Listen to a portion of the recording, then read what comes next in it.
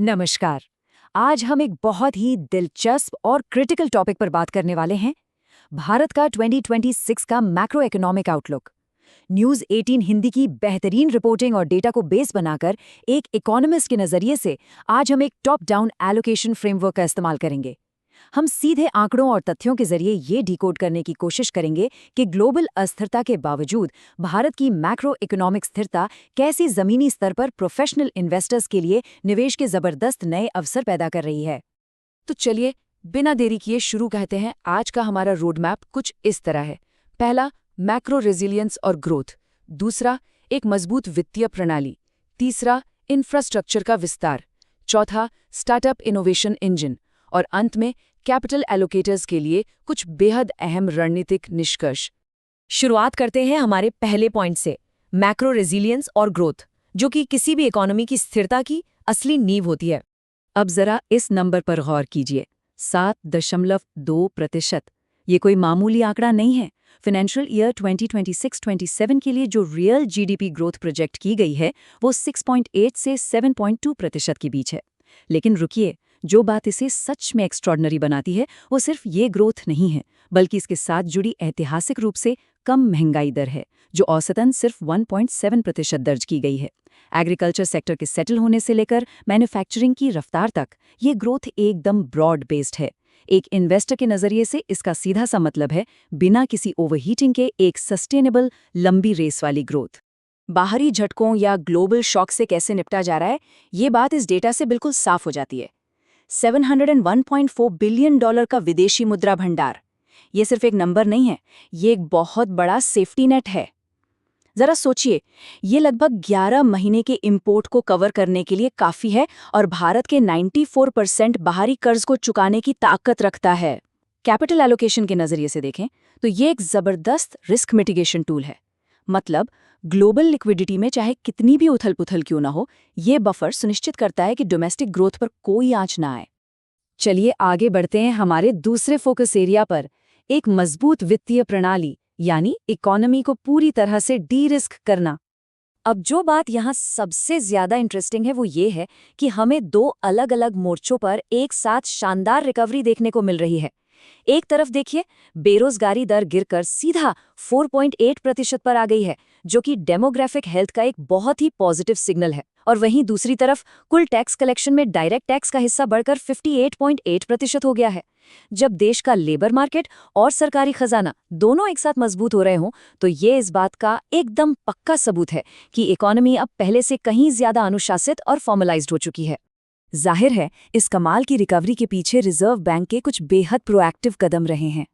इन sequential actions को decode करते हैं।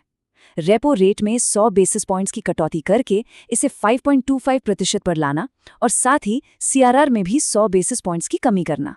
और इतना ही नहीं, ओपन मार्केट ऑपरेशंस के जरिए सिस्टम में 2.39 लाख करोड़ रुपए की लिक्विडिटी इंजेक्ट की गई है। देखिए, ये सिर्फ सिस्टम में पैसा डालना नहीं है, ये एक बहुत ही सोची समझी रणनीति है जिसने क्रेडिट फ्लो को जबरदस्त तरीके से बढ़ाया है और इसी से प्राइवेट इन्वेस्टमेंट के लिए एक परफेक्ट और अनुकूल माहौल तैयार हुआ है। अब आते हैं तीसरे सबसे क्रिटिकल हिस्से पर, इंफ्रास्ट्रक्चर का विस्तार, यानी स्ट्रक्चरल ग्रोथ के कमिटमेंट्स। तो जब इतने स्ट्रॉन्ग मैक्रो फंडामेंटल्स और लिक्विडिटी से भरा फाइनेंशियल सिस्टम मौजूद है, तो अगला सवाल उठता है कि संप्रभु पूंजी या सॉवरेन कैपिटल आखिर स्ट्रक्चरली जा कहाँ रही है। डिपार्टमेंट ऑफ इकोनॉमिक अफेयर्स की इस लिस्ट से तस्वीर एकदम साफ हो जाती है। जरा इस 41.50 लाख करोड़ रुपए की नेशनल पाइपलाइन पर नजर डालिए। इसमें 55% के विशाल हिस्से के साथ ट्रांसपोर्ट और लॉजिस्टिक्स का पूरी तरह से दबदबा है और उसके बाद 26% के साथ एनर्जी सेक्टर का नंबर आता है। ये कोई आम रोड या पावर प्लांट बनाने की बात नहीं है। इसका सीधा मकसद पूरे देश में लॉजिस्टिक्स को इतना एफिशिएंट बनाना है कि बिजनेस करने की लागत हमेशा के लिए कम हो जाए। ये सच में एक गेम चेंजर है। और इस डेटा को अगर एक हीट मैप की तरह देखा जाए तो पता चलता है कि लॉन्ग टर्म सरकारी कैपिटल का फोकस असल में कहाँ है। रोड और हाईवे मिनिस्ट्री 10.61 लाख करोड़ रुपए के भारी भरकम बजट के साथ सबसे आगे है, जिसके ठीक पीछे रेलवे है। स्मार्ट इन्वेस्टर्स और कैपिटल एलोकेटर्स के लिए ये डेटा आने वाले दशक की कहानी लिख रहा है। ये बिल्कुल साफ कर देता है कि अगले 10 सालों में सबसे ज्यादा एंसिलरी या सहायक ग्रोथ किन सेक्टर्स में देखने को मिलेगी। चलिए अब रुक करते हैं हमारे चौथे और सबसे डायनामिक सेगमेंट का, स्टार्टअप इनोवेशन इंजन, जहां आउटसाइज्ड रिटर्न्स की तलाश पूरी होती है। अब सरकारी खर्च से थोड़ा आगे बढ़कर प्राइवेट सेक्टर के इनोवेशन इकोसिस्टम की बात करते हैं, वो जगह जहां असली अल्फा जनरेट होता है। अर्ली स्टेज इनोवेशन में जो $3.46 बिलियन का इन्फ्लो आया है, वो कोई इत्तेफाक नहीं है। वेंचर स्पेस में एक बहुत बड़ा और बहुत ही स्ट्रैटेजिक शिफ्ट हुआ है।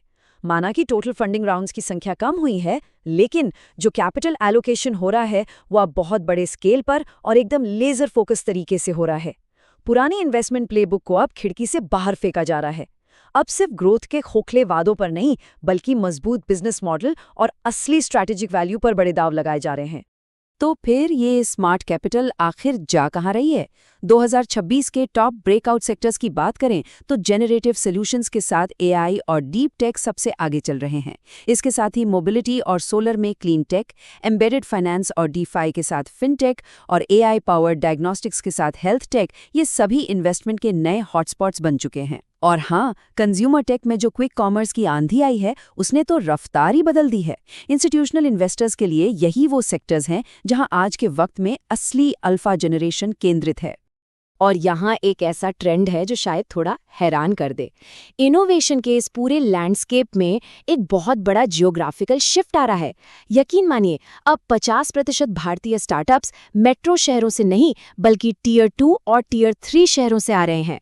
सूरत, लखनऊ और जयपुर जैसे शहर अब नई एंटरप्रेन्योरशिप के गढ़ बन रहे हैं। मतलब टैलेंट और इनोवेशन अब सिर्फ बड़े शहरों तक सीमित नहीं है। बेहतर डिजिटल कनेक्टिविटी की बदौलत इन छोटे शहरों के स्टार्टअप्स अक्सर कम लागत में कई ज्यादा टिकाऊ और प्रॉफिटेबल बिजनेस मॉडल बनाकर दे रहे हैं। ये सच में कमाल का बदलाव है। और अब आते हैं अपने फाइनल सेगमेंट पर, निवेशकों के लिए रणनीतिक निष्कर्ष और 2026 के इस बूम का फायदा कैसे उठाया जाए। मैक्रो डेटा की स्थिरता से लेके इंफ्रास्ट्रक्चर के बड़े पुश और स्टार्टअप ट्रेंड्स तक हमने पूरी तस्वीर का एनालिसिस कर लिया है। तो एक प्रोफेशनल कैपिटल एलोकेटर के रूप में सबसे बड़ा सवाल यही है कि कैपिटल का अगला फ्लो आखिर कहाँ होना चाहिए। हमने देखा है कि कैसे $701 बिलियन के भारी भरकम रिजर्व्स और सिर्फ 1.7% की कम महंगाई दर ने एक रॉक सॉलिड बेस तैयार किया है, और इसके ऊपर 41.5 लाख करोड़ रुपए के इंफ्रास्ट्रक्चर खर्च ने इसे एक मजबूत धरातल दे दिया है। ये सभी फैक्टर्स मिलकर एक ऐसा इकोसिस्टम बना रहे हैं जो हाई रिवॉर्ड स्टार्टअप्स और टेक इन्वेस्टमेंट्स को पूरी तरह से बैक करता है। तो अगर इस पूरे एनालिसिस का एक क्रक्स निकाला जाए तो वो ये है, भारत की 2026 की ये ग्रोथ स्टोरी सिर्फ किसी एक सेक्टर के चलने की कहानी नहीं है। ये असल में सही नीतियों, भारी भरकम पब्लिक स्पेंडिंग और प्राइवेट सेक्टर के शानदार इनोवेशन के एक परफेक्ट तालमेल का नतीजा है। इतने मजबूत मैक्रो बफर्स और इंफ्रास्ट्रक्चर के इस ऐतिहासिक विस्तार ने टेक और स्टार्टअप स्पेस में हाई अल्फा इन्वेस्टमेंट्स के लिए शायद दुनिया का सबसे अनोखा और रिस्क फ्री माहौल तैयार कर दिया है। तो जाते जाते सोचने वाली बात ये नहीं है कि क्या भारत में इन्वेस्ट करना चाहिए, बल्कि सवाल ये है कि क्या आज के समय में कोई भी ग्लोबल पोर्टफोलियो इस स्ट्रक्चरल ग्रोथ साइकिल से बाहर रहने का रिस्क उठा सकता है।